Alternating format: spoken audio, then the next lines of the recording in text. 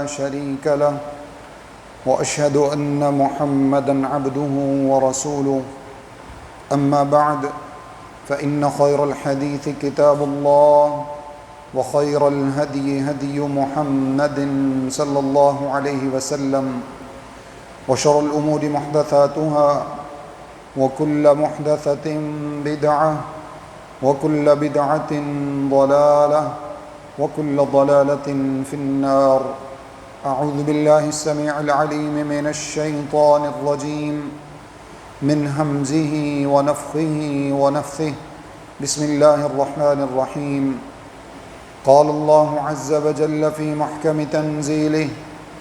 يا أيها الذين آمنوا اتقوا الله ولتنظر نفس ما قدمت لغد واتقوا الله إن الله خبير بما تعملون. وقال تعالى في مقام آخر: الذي خلق الموت والحياة ليبلوكم أيكم أحسن عملا وهو العزيز الغفور. وقال عمر رضي الله تعالى عنه: حاسبوا أنفسكم قبل أن تحاسبوا وزنوا قبل أن توزنوا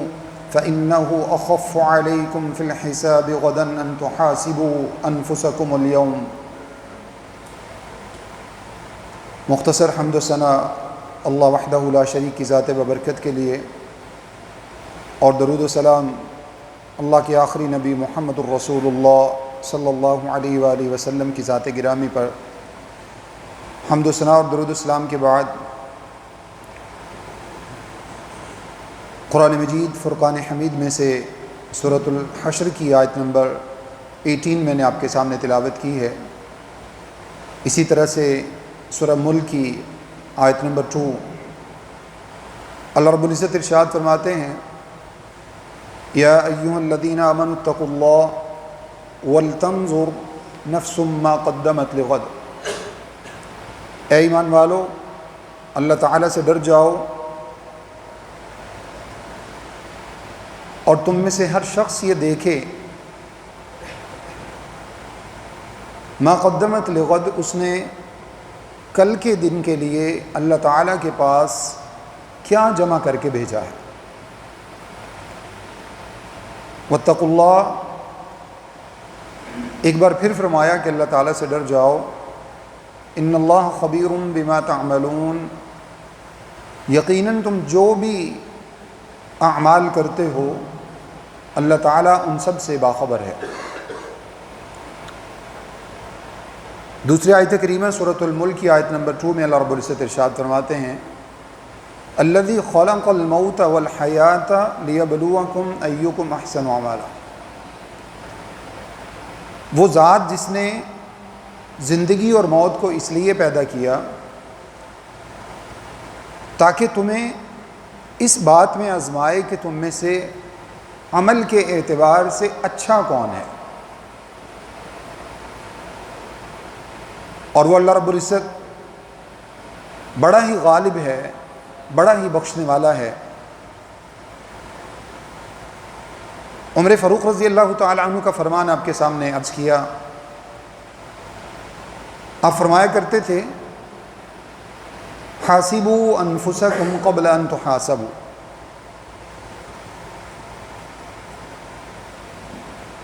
اپنا خود سے احتساب کیا کرو، قبل ان تحاسبوا، اس سے قبل کہ تمہارا محاسبہ اللہ کی طرف سے شروع ہو جائے۔ محاسبہ شروع ہونے سے پہلے خود سے اپنا احتساب کر لیا کرو۔ وزنوا قبل ان توزنوا،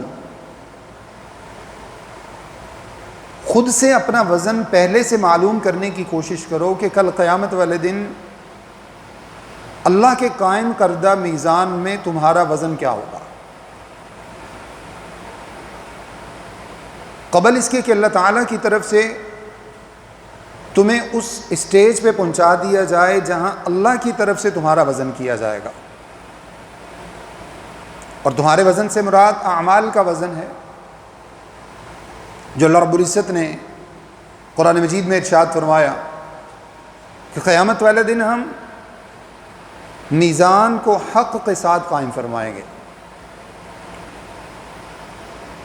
تو عمر فاروق رضی اللہ تعالیٰ عنہ فرمایا کرتے وزنوا قبل ان توزنوا، اپنا وزن خود سے معلوم کرنے کی کوشش کرو قبل اس کے کہ کل قیامت والے دن تمہارا وزن کیا جائے. اس کا فائدہ کیا ہوگا؟ فَإِنَّهُ أَخَفُّ عَلَيْكُمْ فِي الْحِسَابِ غَدًا قَبْلَ أَن تُحَاسِبُوا أَنفُسَكُمُ الْيَوْمَ قبل ان تحاسبوا انفسکم اليوم. آج کے دن کا تمہارا اپنا آپ کا وزن کر لینا تمہارے حساب کتاب کے اعتبار سے زیادہ آسان ہو جائے گا قبل اس کے کہ کل تمہارا محاسبہ کیا جائے اور اس وقت تم مشکل میں پڑ جاؤ. تو دنیا میں رہتے ہوئے اپنے نفسوں کا خود سے محاسبہ کر لیا کرو.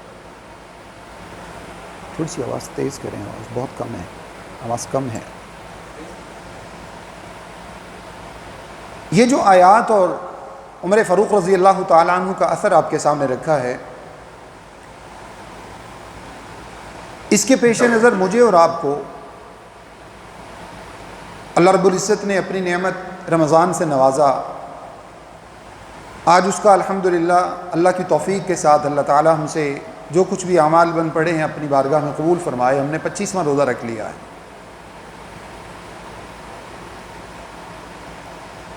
ضرورت اس بات کی ہے کہ ان 25 دنوں میں میں نے اور آپ نے کم از کم اپنے لیے میں نے اور آپ نے کیا کچھ جمع کیا ہے جو کل قیامت والے دن ہم اللہ رب العزت کے سامنے پیش کر سکیں کہ اے اللہ، تو نے مجھے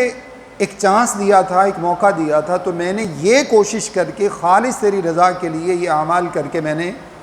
تیرے سامنے پیش کر رہا ہوں، اور ان کی بدولت میں تجھ سے امید رکھتا ہوں کہ تو میرے گناہ معاف فرما دے گا اور میرا حساب آسان کر دے گا. یہ خود احتسابی کا عمل جو ہے یہ روزہ کی بنیاد ہے. اگر آج ہم اس قابل نہیں ہیں کہ اپنے ان اعمال کا جائزہ لے سکیں،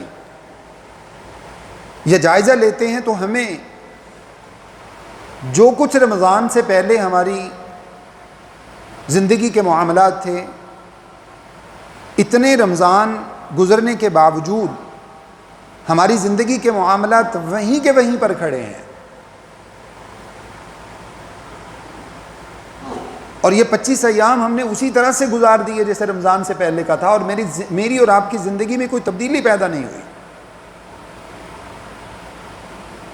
تبدیلی کا معنی یہ ہے رمضان کے اندر جو معاملات کیے جاتے ہیں، جو معمولات کیے جاتے ہیں، روزہ رکھنے کا عمل ہے، قیام اللیل کا عمل ہے، نفل نوافل پڑھنے کا سلسلہ ہے، دعائیں مانگنے کا سلسلہ ہے، سحر و افطار کرنے کا ہے، سحری اور افطاری میں دعائیں ہیں، تمام کے تمام حقوق اللہ نمازوں کی وقت پر ادائیگی کرنے کی کوشش ہے، زکوٰۃ ادا کرنے کی کوشش ہے، اور اس کے ساتھ حقوق العباد، والدین کے حقوق پورے کرنے کی کوشش ہے، رشتہ داروں کے حقوق ادا کرنے کی کوشش ہے، دیگر لوگوں کے، عوام الناس کے، عام لوگوں کے میرے اور آپ کے ذمہ کیا حقوق ہیں ان کو ادا کرنے کی کوشش ہے. یہ تمام وہ اعمال ہیں جن کا مجھے اور آپ کو جائزہ لینے کی ضرورت ہے. ہم ان میں جائزہ لیں کہ ہم نے قیام کا حق ادا کیا ہے، کیا ہم نے روزہ کا حق ادا کیا ہے، کوئی جان بوجھ کر عمدن کوئی فرضی روزہ تو نہیں چھوڑ دیا، کسی فرض نماز میں جان بوجھ کر ہم سے کوتاہی تو نہیں ہوئی، رشتہ داروں کے تمام حقوق جو میرے ذمہ تھے میں نے ادا کرنے کی کوشش کی ہے، کسی کو تکلیف پہنچانے کی کوشش تو نہیں کی، میری زبان سے کسی کو تکلیف پہنچی ہو، میرے عمل سے کسی کو تکلیف پہنچی ہو،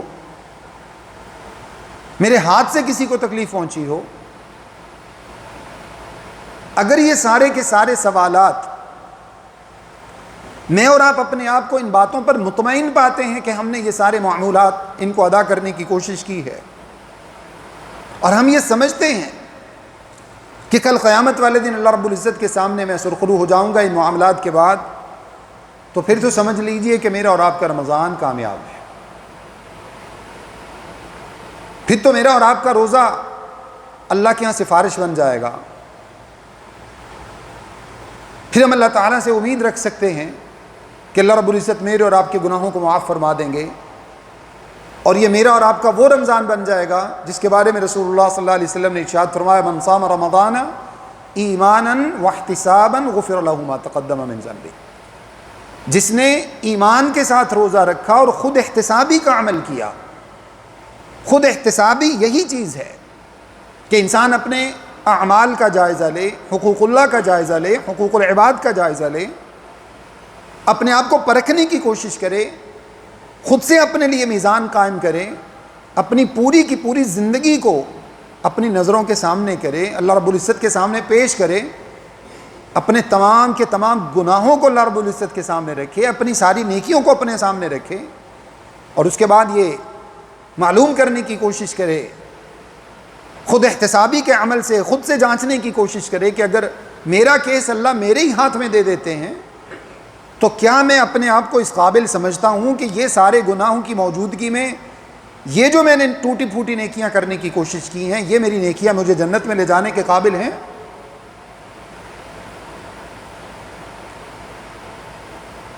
ورنہ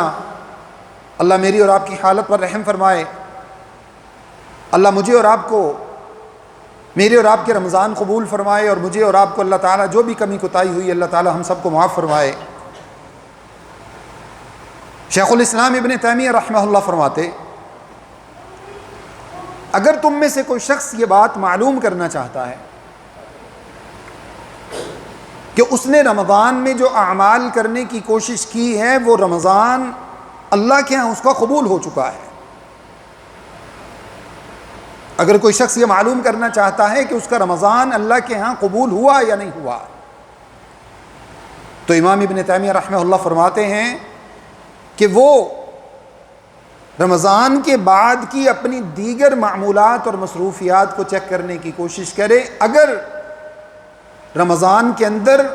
جو اس نے نیکی کرنے کی کوشش کی تھی رمضان سے پہلے اگر فرض کریں وہ گناہوں کی زندگی میں تھا، کمی کوتاہی کی زندگی میں تھا، اور رمضان گزرنے کے بعد اس کی زندگی میں وہ مثبت تبدیلی پیدا ہو گئی ہے، رمضان کے اندر جو اس کو پریکٹس کروائی گئی تھی اب وہ زندگی کا حصہ بن گئی ہے، تو پھر تو وہ شخص سمجھ لے کہ اللہ کے ہاں اس کا رمضان قبول ہو گیا ہے۔ اور اگر اس کی زندگی کے معاملات تبدیل نہیں ہوئے، اس کی زندگی کا روٹین ورک جو رمضان سے پہلے تھا، حق تلفی کر جاتا تھا لوگوں کے حقوق کے ساتھ کمی کوتاہی کر لیتا تھا، اگر اس طرح کا معاملہ ہے تو پھر وہ صحیح سنن ابن ماجہ کی روایت جو امام ابن تیمیہ رحمہ اللہ نے خود سے اپنے اس فتویٰ میں ذکر فرمائی، فرماتے ہیں وہ اس روایت کو اپنے سامنے رکھے جس میں رسول اللہ صلی اللہ علیہ وسلم یہ بات ارشاد فرماتے ہیں، کم من صائم لیس لہ من صیامہ الا الجوع والعطش، کتنے ہی روزہ دار ایسے ہیں وہ روزہ تو رکھتے ہیں، محنت کرتے ہیں، گرمی سردی برداشت کرتے ہیں، لیکن شام کو ان کے روزے سے سوائے ان کی بھوک اور پیاس کے ان کو کچھ بھی حاصل نہیں ہوتا، ان کو کچھ بھی حاصل نہیں ہوتا۔ اور اس کے ساتھ فرماتے ہیں وَكَم مِّن قَائِمٍ لَيْسَ لَهُ مِن قِيَامِهِ إِلَّا السَّحْرُ، اور کتنے ہی رات کو قیام اللیل کرنے والے ایسے ہیں، رات جگے کرنے والے ایسے ہیں، راتوں کو لمبی لمبی عبادتیں کرنے والے ایسے ہیں کہ ان کو سوائے رات کو جاگنے کے کچھ بھی حاصل نہیں ہوتا۔ دوسری حدیث میں اللہ کے رسول صلی اللہ علیہ وسلم نے یہ بات ارشاد فرمائی، من لم يدع قول الزور والعمل به فليس لله حاجة ان يدع طعامه وشرابه، اگر انسان کی زندگی میں اس کے قول اور عمل کے اندر مثبت تبدیلی پیدا نہیں ہوتی، تو اللہ کے نبی صلی اللہ علیہ وسلم ارشاد فرماتے ہیں اللہ کو اس کے بھوکا اور پیاسا رہنے کی کوئی ضرورت نہیں ہے۔ اللہ رب العزت نے قرآن مجید کی سورہ حامیم سجدہ میں یہ بات ارشاد فرمائی، آیت نمبر 30 میں، ان الذین قالوا ربنا اللہ ثم استقاموا تتنزل علیہم الملائکۃ الا تخافوا ولا تحزنوا وابشروا بالجنۃ التی کنتم توعدون۔ یاد رکھو اللہ کے نزدیک کامیاب لوگ کون ہیں؟ ان الذین قالوا ربنا اللہ، جنہوں نے اللہ پر ایمان لائے اور اللہ پر ایمان لانے کے بعد اس کے اوپر استقامت اختیار کی، ان کی پوری زندگی بدل گئی، رمضان کے بعد کے ان کے اعمال بدل گئے۔ جیسے الیاذ باللہ من ذالک مسلمانوں کے بارے میں یہ سمجھا جاتا ہے کہ مسلمان تو صرف رمضان میں مسلمان ہوتے ہیں، اور کچھ تو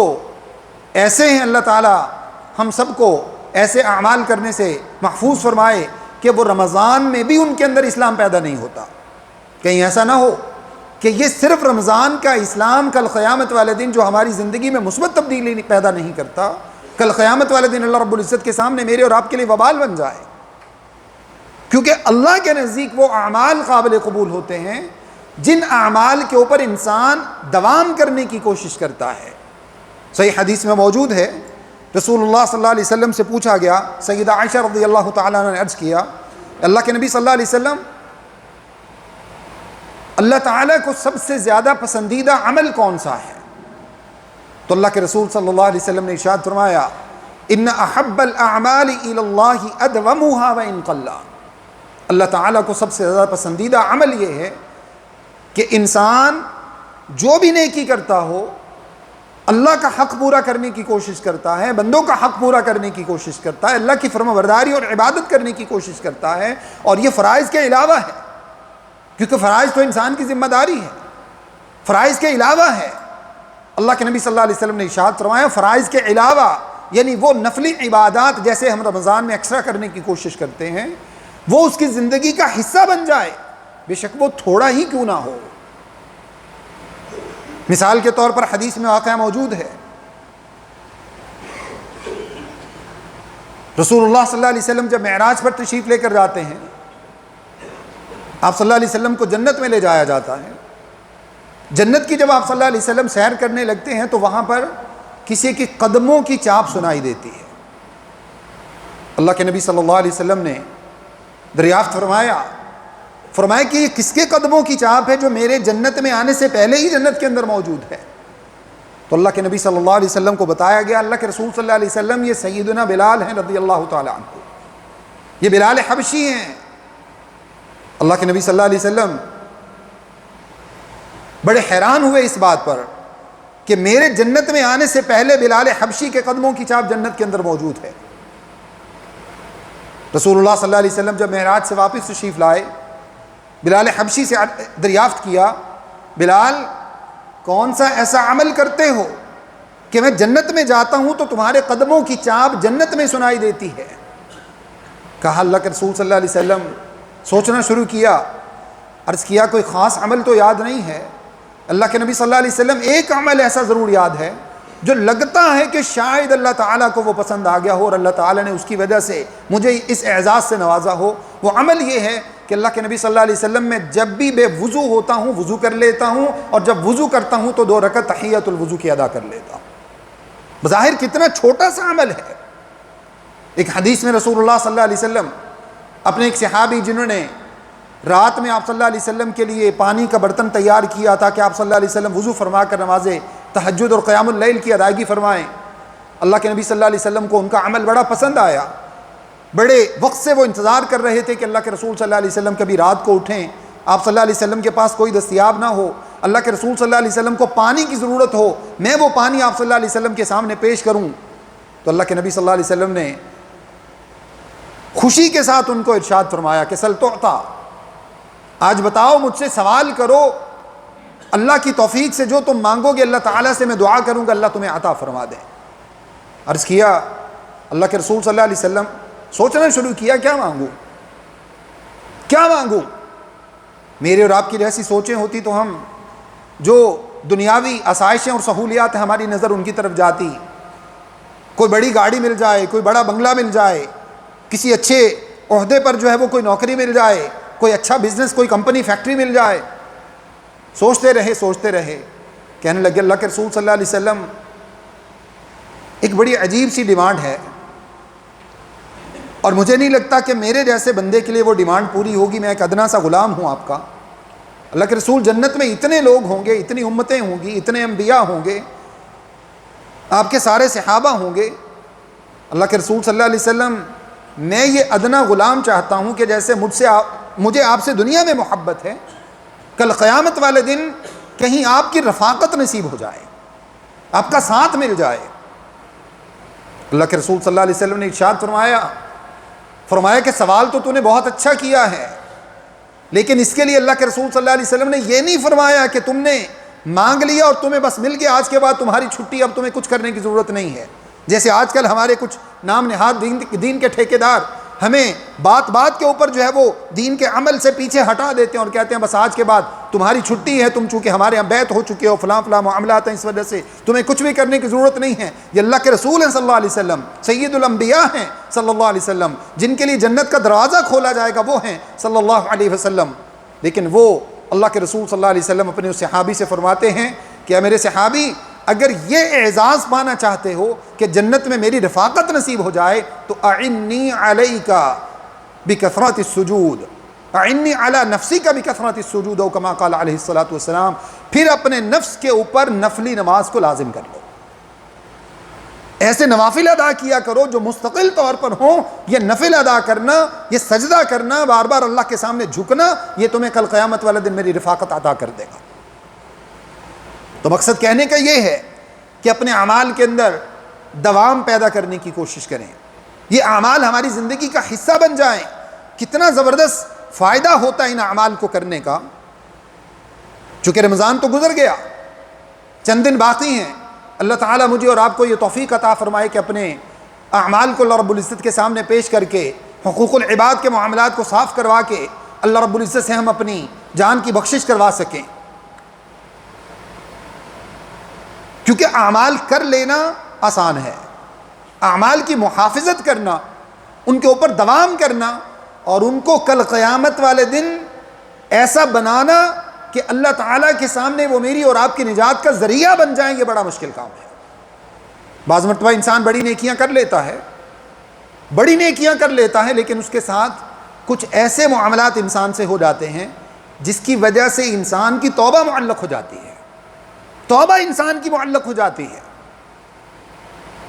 مثال کے طور پر انسان رمضان میں، اللہ تعالیٰ مجھے اور آپ سب کو توفیق عطا فرمائے، سب سے بڑی جو اچیومنٹ ہوتی ہے، سب سے بڑا جو گول ہے، جو حدیث میں اللہ کے نبی صلی اللہ علیہ وسلم نے ارشاد فرمایا رمضان کے اندر جو مجھے اور آپ کو اچیو کرنا ہے، وہ کیا ہے کہ توبہ کر کے اللہ کے سامنے اپنے آپ کو گناہوں سے پاک کر لیں۔ یہ سب سے بڑا گول ہے۔ اور اگر اس کے علاوہ انسان نے کوئی مقصد بنا رکھا ہے، بغیر مقصد کے روزہ رکھ رہا ہے، بغیر جو ہے وہ مقصد کے قیام اللیل یا عبادات کر رہا ہے، تو پھر انسان کی زندگی میں کچھ بھی حاصل نہیں۔ ٹارگٹ یہ ہونا چاہیے کہ اللہ تعالیٰ کے ہاں میری اور آپ کی توبہ قبول ہو جائے، یہ سب سے بڑی اچیومنٹ ہے اگر رمضان میں حاصل ہو جاتی ہے۔ اب یہی توبہ انسان اللہ رب العزت کے سامنے کرے، یہ توبہ انسان اللہ کے سامنے پیش کرے، اور قیامت کا دن ہو، انسان نے یہ سارے اعمال کیے ہوں، رمضانوں پہ رمضان گزارے ہوں، عبادات پہ عبادات کی ہوں، قیام اللیل کیے ہوں، لیکن اللہ رب العزت انسان کے اعمال کو، انسان کی توبہ کو قیامت والے دن معلق فرما دیں، اس کو لٹکا دیں، اس کو بیچ میں لٹکتا ہوا چھوڑ دیں،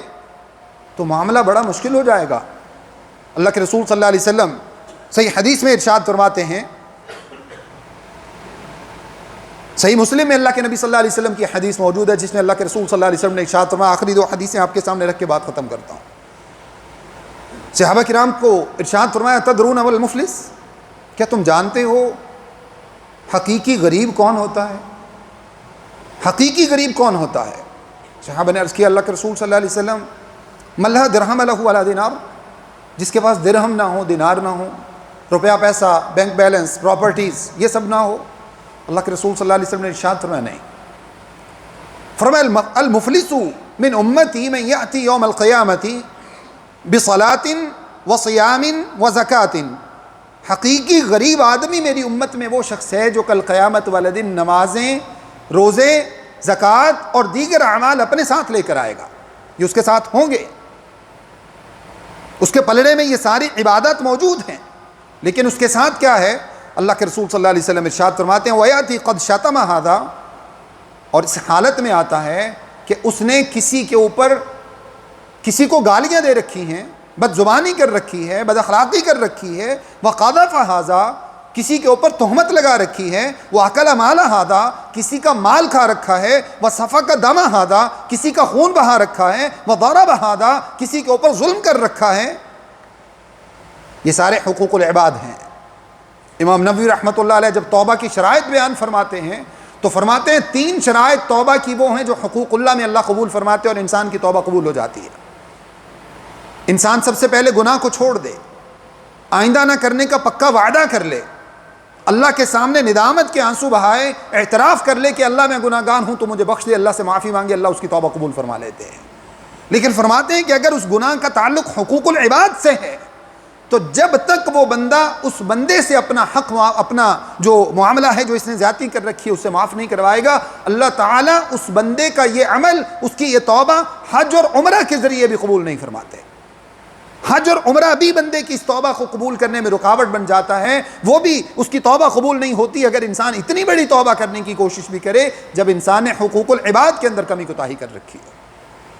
تو اللہ کے رسول صلی اللہ علیہ وسلم نے ارشاد فرمایا اس طرح سے یہ بندہ جب قیامت والے دن پیش ہوتا ہے تو اب کیا ہوگا؟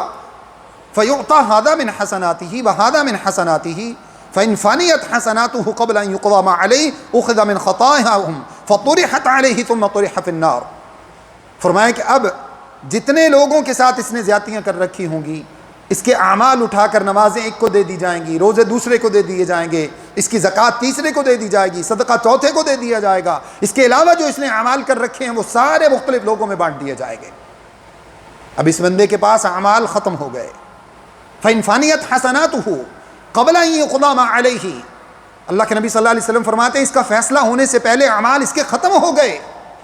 تو اس کے بعد اللہ کے نبی صلی اللہ علیہ وسلم فرماتے ہیں حقوق لینے والے جو باقی ہیں ان لوگوں کے گناہ اٹھا کر اس بندے کے اوپر ڈالے جائیں گے. ثم طرح فی النار، پھر اس کو جہنم کی آگ میں پھینک دیا جائے گا. یہ سب سے غریب آدمی ہے. اللہ مجھے اور آپ کو ایسے انجام سے محفوظ رکھے. آخری حدیث آپ کے سامنے رکھ کے بات ختم کرتا ہوں. اللہ کے رسول صلی اللہ علیہ وسلم ارشاد فرماتے ہیں، ابو ہریرہ رضی اللہ تعالیٰ نے ارشاد فرمایا، اللہ فرماتے ہیں، یہ حدیث قدسی ہے، صحیح بخاری کے اندر حدیث نمبر 6502 ہے. اللہ رب العزت ارشاد فرماتے ہیں من عادی لی ولیا فقد آذنتہ بالحرب، جو بندہ میرے کسی دوست کے ساتھ دشمنی رکھتا ہے، میرے کسی ولی کے ساتھ دشمنی رکھتا ہے، کسی عالم دین کے ساتھ دشمنی رکھتا ہے، کسی اللہ والے کے ساتھ، کسی دین والے کے ساتھ دشمنی رکھتا ہے، میرا اس کے ساتھ اعلان جنگ ہے. نمبر 1. اس کے بعد اللہ رب العزت ارشاد فرماتے ہیں وَمَا تَقَرَّبَ إِلَيَّ عَبْدِي بِشَيْءٍ أَحَبَّ إِلَيَّ مِمَّا افْتَرَضْتُ عَلَيْهِ. یاد رکھو کوئی بندہ میرا قرب اس وقت تک حاصل نہیں کر سکتا جب تک وہ میری فرض کردہ عبادات کے اوپر دوام کرنے کی کوشش نہیں کرتا. اگر وہ فرائض ادا نہیں کرتا، اس کے علاوہ جتنا بھی کچھ کرتا رہتا ہے، سالانہ محفلیں منعقد کرتا ہے، بہت کچھ کرتا ہے، فرائض پورے نہیں کرتا، جو چیزیں اس کے ذمہ اللہ نے فرض کر رکھی ہیں وہ پورے نہیں کرتا. فرائض کے اندر والدین کی خدمت فرض میں شامل ہے، رشتہ داروں کے حقوق فرائض میں شامل ہیں، فرائض کے اندر انسان کا جیسے قرآن کی تلاوت فرائض میں شامل ہے، سچ بولنا فرائض میں شامل ہے، تمام اعلیٰ اخلاق کو اپنانا فرائض میں شامل ہے. یہ سارے فرائض اللہ رب العزت فرماتے ہیں جو میں نے بندے کے ذمہ فرض چیزیں کر رکھی ہیں، جب تک ان کو نہیں اپناتا میرا تقرب حاصل نہیں کر سکتا. اس کے بعد اللہ رب العزت ارشاد فرماتے ہیں وَمَا يَزَالُ عَبْدِي يَتَقَرَّبُ إِلَيَّ بِالنَّوَافِلِ حَتَّى أُحِبَّهُ. اور کوئی بندہ جب نوافل کی ادائیگی شروع کر دیتا ہے، اپنی زندگی میں کوئی بھی نفل لے آتا ہے، نفلی عبادت لے آتا ہے، نفلی نماز لے آتا ہے، نفلی صدقہ لے آتا ہے، نفلی جو ہے وہ روزہ لے آتا ہے، اس کے علاوہ کوئی بھی نفل عمل، اور اس کے اوپر وہ دوام اختیار کرتا ہے، ہمیشگی کرتا ہے، استقامت اختیار کر لیتا ہے، اپنی زندگی کا حصہ بنا لیتا ہے. اللہ رب العزت ارشاد فرماتے ہیں وہ اتنا عظیم آدمی ہو جاتا ہے حتیٰ احبہ کہ میں اللہ کائنات کا مالک اس بندے سے محبت کرنا شروع کر دیتا ہوں. فَإِذَا أَحْبَبْتُهُ، اور جب میں اس بندے سے محبت شروع کر دیتا ہوں تو پھر کیا ہوتا ہے كُنْتُ سَمْعَهُ الَّذِي يُسْمِعُ بِهِ وَبَصَرَهُ الَّذِي يُبْصِرُ بِهِ وَيَدَهُ الَّذِي يُبْطِشُ بِهَا وَرِجْلَهُ الَّتِي يَمْشِي بِهَا. اللہ فرماتے اب میں اس بندے کا ہاتھ بن جاتا ہوں، اس کا کان بن جاتا ہوں، اس کی آنکھیں بن جاتا ہوں، اس کا پاؤں بن جاتا ہوں۔ وہ جب قدم اٹھاتا ہے تو خیر کی طرف جاتا ہے، جب ہاتھ بڑھاتا ہے تو اللہ اس کا ہاتھ نیکی کی طرف لگا دیتا ہے، وہ آنکھ اٹھاتا ہے تو اللہ اپنی فرما برداری میں اس کی آنکھ لگا دیتا ہے، وہ کان سے کچھ سننے کی کوشش کرتا ہے تو اللہ اس کو گناہ کی بات سننے ہی نہیں دیتا۔ اس کے بعد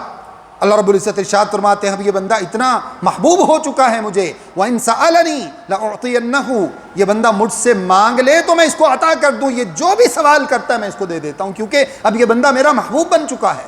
اللہ مجھے اور آپ کو یہ نوافل اور فرائض کے اوپر دوام کرنے کی توفیق عطا فرمائے۔ اس کے بعد اللہ رب العزت فرماتے ہیں وَلَئِنِ اسْتَعَاذَنِي لَأُعِيذَنَّهُ، اب یہ بندہ مجھ سے کہیں پناہ طلب کرتا ہے، کہیں پھنس جاتا ہے شیطان کے چنگل میں، لوگوں کے کہیں نرگ میں پھنس جاتا ہے، دشمنوں کے اندر پھنس جاتا ہے، کہیں اللہ نہ کرے کسی جو ہے وہ اسنیچر کے سامنے پھنس جاتا ہے،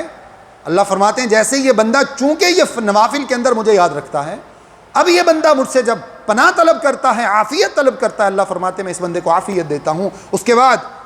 اللہ رب العزت ارشاد فرماتے ہیں بہت بڑی بات ہے جو اللہ رب العزت نے اس بندے کے بارے میں ارشاد فرمائی ہے، وَمَا تَرَدَّدتُّ عَنْ شَيْءٍ أَنَا فَاعِلُهُ تَرَدُّدِي عَنْ نَفْسِ الْمُؤْمِنِ۔